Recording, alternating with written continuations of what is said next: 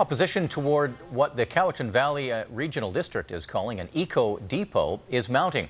Some of the people who will be calling the proposed facility near their neighborhood are outraged over the CVRD's decision to put what they call a dump in the middle of a rural area.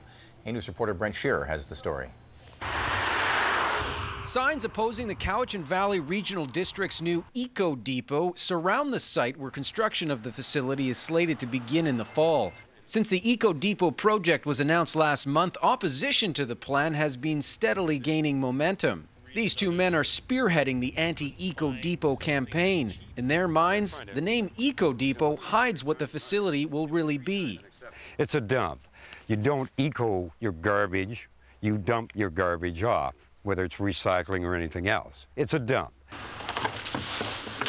The facility will look similar to this, the Bings Creek Solid Waste Management Complex in Duncan. But the CVRD says the new Eco Depot will have much less of an industrial feel. This is a remote site, so it's oriented much more of a sort of community feel to it.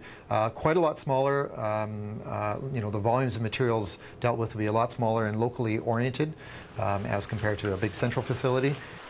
But that's not good enough for Dave Ashton. His property is directly across the road from the proposed site. He says most in the neighborhood share his concerns about declining property values, increased traffic, and contamination of their wells once the facility is built. The information we've been getting from people that have been emailing us is that nobody's interested in having it here. We already have the facilities. We don't need another one that's going to be a huge waste of money and an eyesore to the community. Ashton and Harvey have formed a group called Friends Against Rubbish Management Site, started a website, and are gathering signatures on a petition calling on the CVRD to scrap the Eco Depot project altogether. But the regional district says this site is ideal despite the neighborhood opposition, and its mind is basically made up. Unless there's a technical problem that we hadn't anticipated, that either perhaps is far too expensive or far too complex or difficult to be able to solve, unless that something like that, a showstopper, comes up in the process, we're proceeding.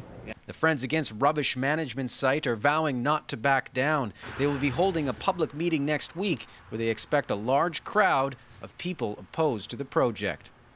In Cobble Hill, Brent Shearer, A-News.